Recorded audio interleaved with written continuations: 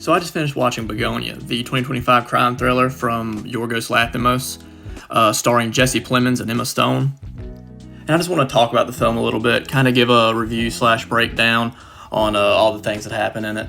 This is my first video with this format, so we'll see how it goes.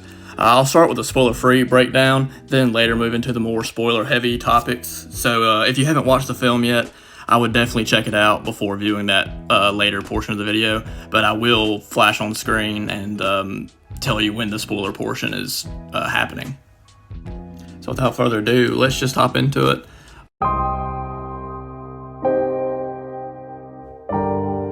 The film is directed by the same man who brought us Poor Things, Killing of a Sacred Deer, and Kinds of Kindness, just to name a few.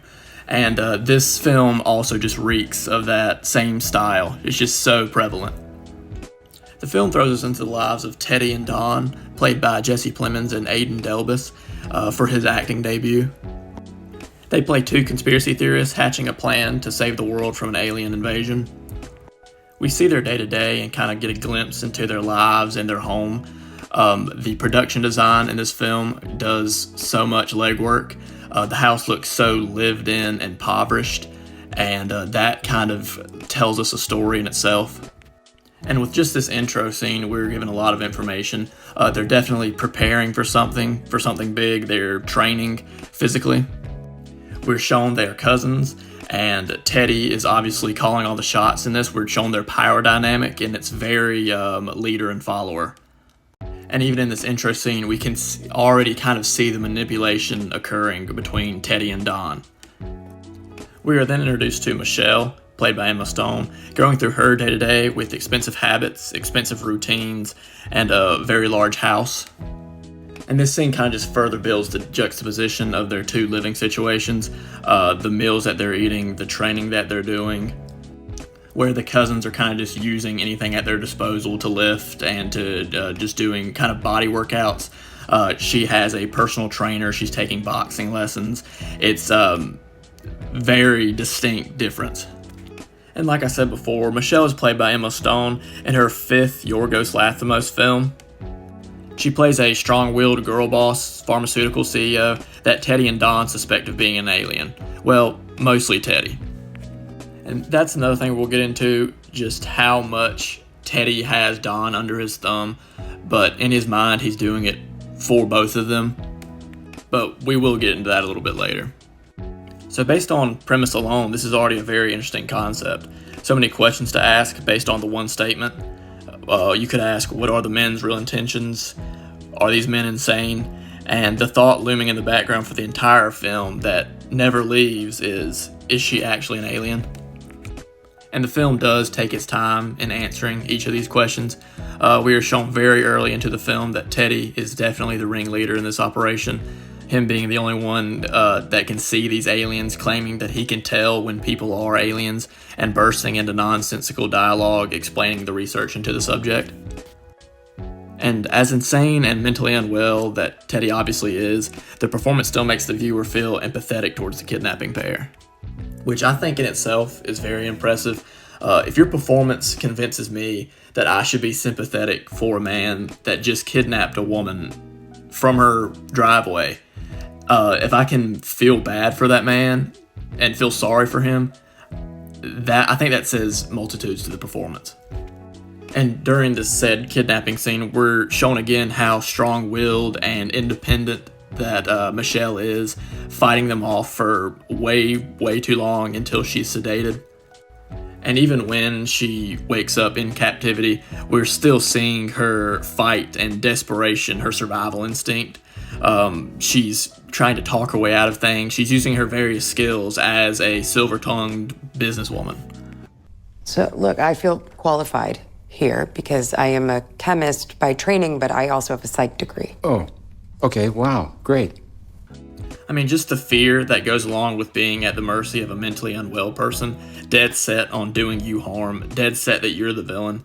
And the film really dives into that feeling of hopelessness as she tries to argue and reason with someone who has already made his mind up, who she is very literally unable to reason with. You're going to say that I'm in some kind of internet-induced, auto-hypnotic feedback loop and gatekeepers and norms and all that weak hegemonic horse shit. And as she's sort of coming to and kind of getting her bearings as she's waking up from being sedated, she notices that her hair is shaved and she's covered in some lotion.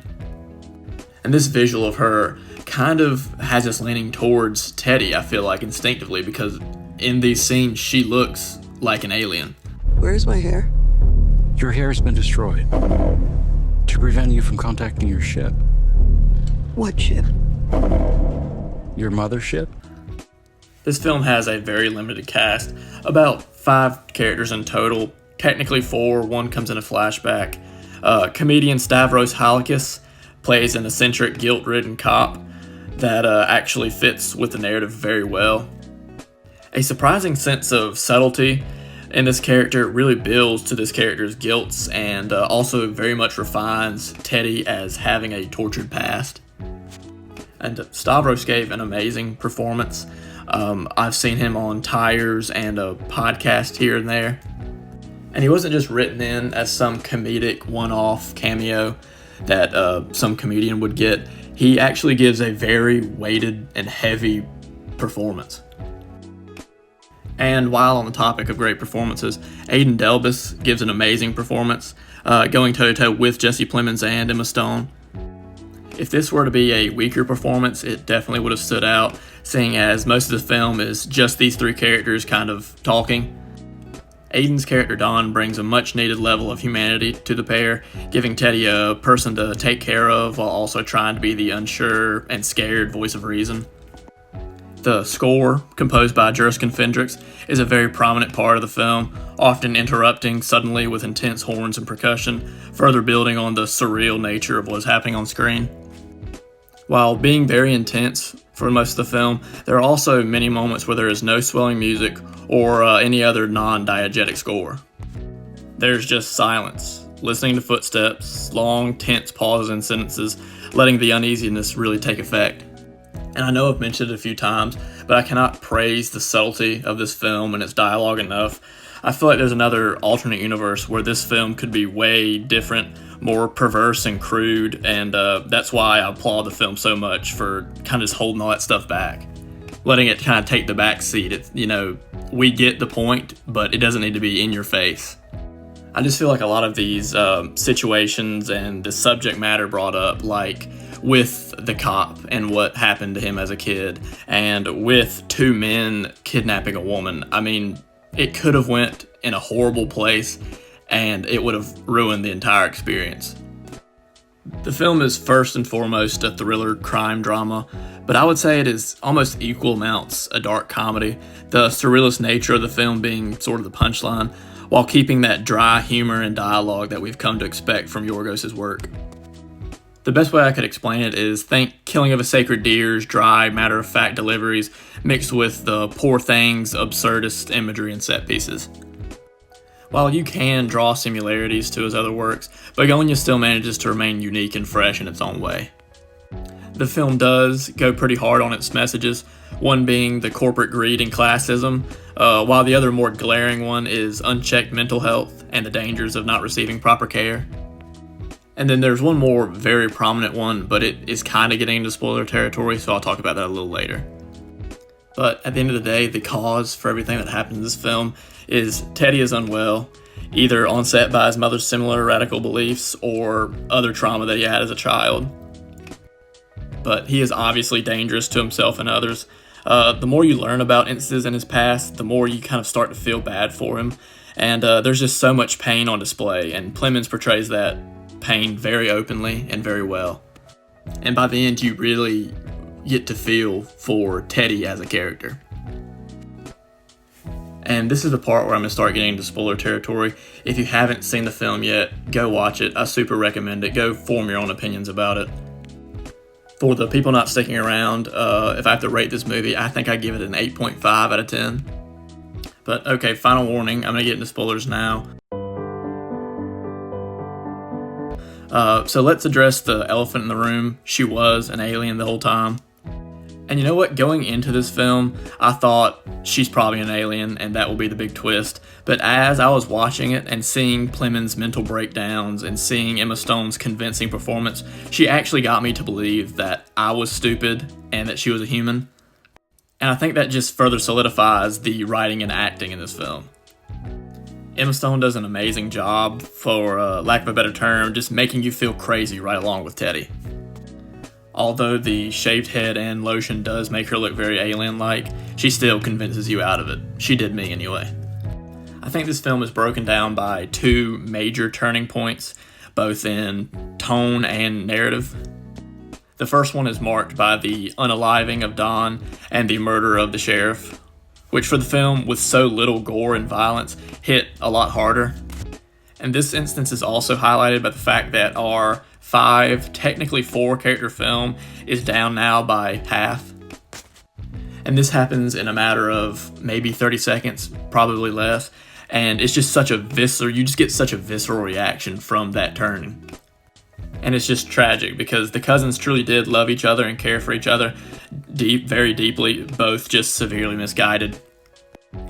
And when I say there was a tone shift, most of this film to this point, as far as pacing, truly felt flushed out and deliberate, and now there's a sense of panic and urgency, where yes, before then there was urgency, but I think this instance really just solidifies just like, oh crap, like this is real. And in this part of the film where panic has set in, Teddy accidentally kills his mother, having been tricked by Michelle's quick thinking and desperation. And while Teddy is there at the hospital trying to inject his mother with antifreeze, she begins to search for an escape. While searching, she finds something that will further shift the film tonally.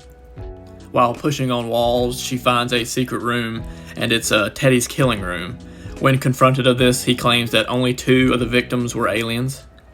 And even after that statement, that blanket, yes, aliens are real, that came from Teddy. Even after that, I can't help but doubt the validity of this statement. Teddy is obviously delusional. Like, why should we take his word for any of this? We're then shown a scene that should confirm our suspicions even further. Her basically admitting to everything that he's been accusing her of. We see an impressive monologue by Emma Stone explaining the history behind humans and her species. And maybe it's just me, but even then, I'm like, okay, what's her angle here? Like, what's she trying to get done here? She's lying, obviously. And then the final act of the film shows Michelle taking Teddy to her work at gunpoint, the audience still not knowing what to think. Michelle explains that her closet is actually a portal to her ship. Teddy then tells her about his backup plan, in a slightly comedic moment showing her his homemade bomb vest. She claims she has to put in a 50-something digit code and confirm the teleportation. So he steps in the closet, and as soon as she pushes the button, he explodes. I explained this portion of the film because even to this point, with a man exploding at perfect timing and not 10 minutes left of the runtime, we still don't know the truth behind what Michelle really is. And then maybe 5 minutes later, we finally discover that she is indeed, without a shadow of a doubt, an alien. Escaping the ambulance, finding her way back to her work, and sure enough, teleporting to her mothership. And just the absurdity of this reveal and the timing added such a comedic element to the ending of this film. Turns out she is indeed a high-ranking official, just like Teddy said, giving an order to eradicate human life on the Earth. She then pops the atmosphere to our flat Earth. We then get a montage set to Where Have All the Flowers Gone by Marlene Dietrich. The montage showing us that all human life has ceased. Dead bodies litter the streets, beaches, and schools. No blood, no gore, no gnarly, disgusting scenes, just unconscious bodies, other pets and animals going on like nothing happened. Which leads me into the main message of the film, humans' negative impact on the planet.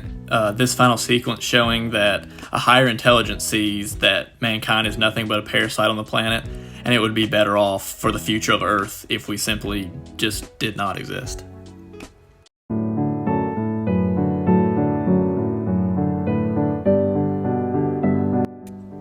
In closing, Bugonia is one of those films that I won't be forgetting anytime soon. Memorable characters, interesting premise, fun reveal, and ending. But But yeah, if you made it this far in the video, I appreciate it. What is your rating of Bugonia? And just thanks for watching. Later.